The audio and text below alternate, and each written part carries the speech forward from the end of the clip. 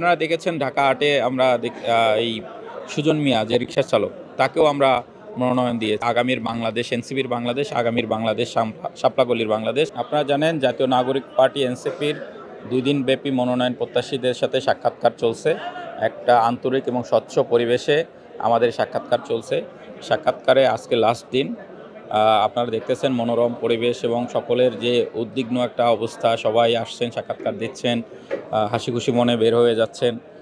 তো আমরা যে বিষয়গুলো দেখতেছি সেটা হচ্ছে প্রথমত 6টি বিষয় আমরা ক্রাইটেরিয়াতে ধরছি যে তাদের মাঠে কি অবস্থান, তারা আমাদের যে 24-এর আকাঙ্ক্ষার সাথে তাদের সম্পর্ক কি, আমাদের যে নতুন বাংলাদেশ বিনির্মাণের যে চিন্তা সেটার কি, তাদের নীতি নৈতিকতা, কি কাজগুলো করছেন, অন্যান্য রাজনৈতিক দলের যে প্রার্থীরা আছেন তাদের সাথে তার অবস্থান কি, এবং কিভাবে তিনি আগামীতে সুন্দরভাবে এনসিপির জন্য, শাপলাকলির জন্য কাজ করে যাবেন, সে বিষয়গুলো স্বচ্ছতার সহিত আমরা কাজ করছি।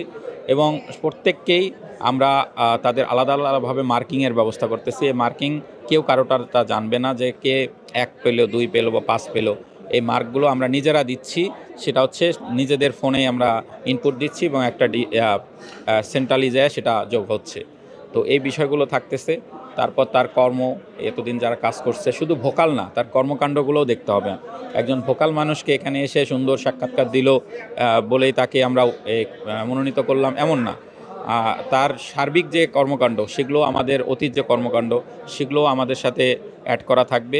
এবং আপনারা জেনে খুশি হবেন যে এখানে কোনো ধরনের কোনো পরিবারতান্ত্রিকতা, কোনো ধরনের স্বজনপ্রীতি, কোনো ধরনের যে আর্থিক বিষয়, কোনো কিছুই জড়িত নয়। আপনারা দেখেছেন ঢাকা আটে আমরা এই সুজন মিয়া যে রিকশা চালক তাকেও আমরা মনোনয়ন দিয়েছি। হ্যাঁ, তো তারও সাক্ষাৎকার হয়েছে।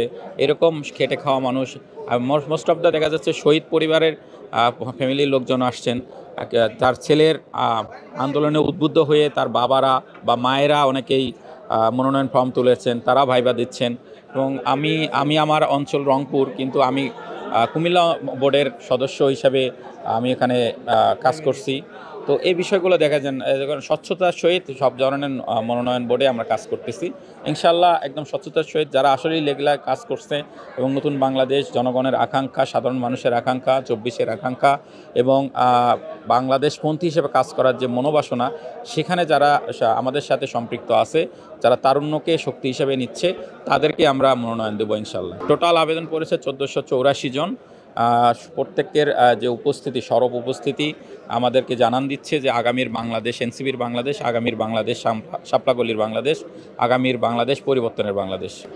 কোনো ধরনের যদি বড় ধরনের কোনো সমস্যা না থাকে তাহলে এরাই আমাদের জন্য কাজ করবে এবং এরাই 300টি আসনে আগামীর বাংলাদেশে নতুন রাজনৈতিক ধারা, নতুন মানুষের যে চিন্তা চেতনা, দলমত নির্বিশেষে সকল শ্রেণী পেশার মানুষকে ঐক্যবদ্ধ করার যে প্রয়াস, সেটা এনসিপির এই মনোনয়ন প্রত্যাশী যে 300 জন আমরা সিলেক্ট করব, তাদের মাধ্যমেই জনগণের আকাঙ্ক্ষা পূরণ হবে ইনশাল্লাহ। আমরা আসলে বিষয়টা অনেক ডিফিকাল্ট, তবে আমরা যেভাবে সাড়া পাচ্ছি ইনশাল্লাহ আমরা ভালো কিছু করব ইনশাল্লাহ, এবং আমরা সরকার গঠন করতে পারি।